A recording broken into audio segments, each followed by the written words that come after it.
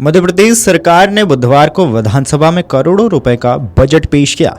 वित्त मंत्री ने बजट में युवाओं और विकास के कई अहम घोषणाएं की, जिसमें 39 नए औद्योगिक क्षेत्र में 3 लाख लोगों को रोजगार देने का वादा शामिल है।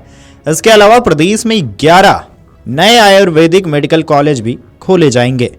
वित्त मंत्री ने बताया कि अगले 5 साल में प्रत्येक संभाग में आईआईटी के लेवल का एक एमपी इंस्टीट्यूट ऑफ टेक्नोलॉजी शुरू किया जाएगा। इसके अलावा मध्य प्रदेश के वित्त मंत्री ने अपने बजट भाषण की शुरुआत कविता से की। उन्होंने कहा कि यही जुनून, यही एक ख्वाब मेरा है, वहां चिराग जला दूं जहां अंधेरा है। जनता और जनप्रतिनिधियों की बेशुमार फरमाइशें हैं, कर सकें हम सब पूरी, ये हमारी कोशिशें हैं। वित्त मंत्री ने बजट में ज्ञान पर फोकस देने की बात कही है, जहां जी का मतलब गरीब कल्याण, वाई का मतलब युवा शक्ति, ए का मतलब अन्नदाता और एन का मतलब नारी शक्ति है।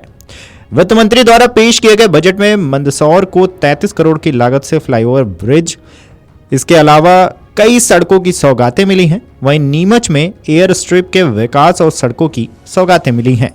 वित्त मंत्री ने अपने बजट भाषण में कहा कि सरकार का फोकस गरीबों के कल्याण के लिए अंत्योदय की अवधारणा को साकार करने पर है। उन्होंने बताया कि युवाओं में कौशल विकास और रोजगार प्रशिक्षण के लिए सरकार प्रतिबद्ध है। देवड़ा ने बजट भाषण में अन्नदाताओं की आय में वृद्धि और नारी शक्ति को सशक्त बनाने की भी बात कही है। वित्त मंत्री ने बजट भाषण में ऐलान किया है कि हमने ज्ञान को प्राथमिकता देकर 2047 तक प्रदेश के सकल घरेलू उत्पादों को 250 लाख करोड़ रुपए तक पहुंचाने का लक्ष्य रखा है। राज्य सरकार ने वर्ष 2025-26 के लिए कुल 4,21,032 करोड़ के बजट का प्रावधान किया है, जो पिछले साल की तुलना में 15% से अधिक है। इस साल सरकार को 618 करोड़ का राजस्व सरप्लस रखने की उम्मीद है, जिसका मतलब है कि उसकी कमाई उसके खर्च से ज्यादा होगी।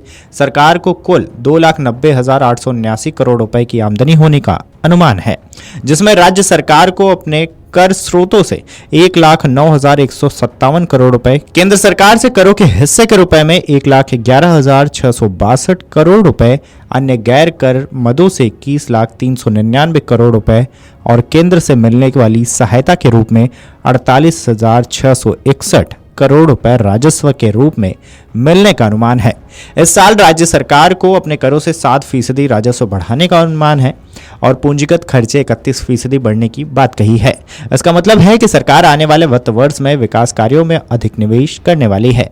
अनुसूचित जनजाति के लिए 47,296 करोड़ यानी कि 23.5% और अनुसूचित जाति के लिए 16.2% का बजट रखा गया है।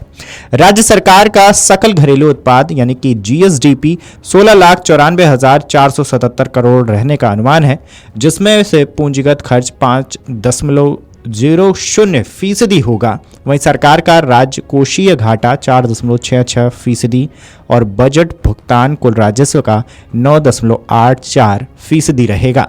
इस बजट से बुनियादी ढांचे, शिक्षा, स्वास्थ्य और समाज कल्याण पर ज्यादा खर्च किए जाने की उम्मीद है, जिससे राज्य की आर्थिक स्थिति मजबूत होगी।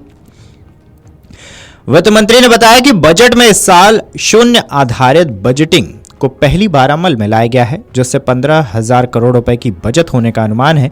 बजट में गैर जरूरी खर्चों को कम करने के लिए करीबन 2,000 बजट लाइनें हटाई गई हैं। वित्त मंत्री ने बताया कि डेटा एनालिटिक्स की मदद से सरकार ने संस्थानों के सही आवंटन, खर्च की निगरानी और वित्तीय आवश्यकताओं को सही अनुमान लगाने की कोशिशें की है। इसके अलावा नई प्रणाली लागू की गई है, जिससे सरकारी योजनाओं की निधियों की रियल टाइमिंग ट्रैकिंग संभव होगी। इस कदम से प्रशासन के स्तर पर पारदर्शिता बढ़ेगी। वित्त मंत्री ने बताया कि सरकारी कर्मचारियों और लाभार्थियों के लिए ई-केवाईसी लागू किया गया है। इससे उनकी पहचान का सत्यापन तेज, सुरक्षित और कागज रहित हो सकेगा। सरकार को वर्ष 2025-26 में कुल 3.75 लाख करोड़ रुपए की आमदनी होने का अनुमान है, जो पिछले साल की तुलना में 14% से अधिक है।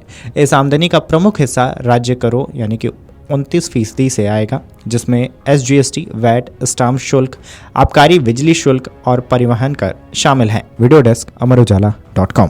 अगर आप ये वीडियो YouTube पर देख रहे हैं तो हमारे चैनल को सब्सक्राइब कर बेल आइकन दबाएं और Facebook पर देख रहे हैं तो हमारे पेज को लाइक करें। 8 मिलियन प्लस सब्सक्राइबर, आपके इस भरोसे के लिए बहुत धन्यवाद।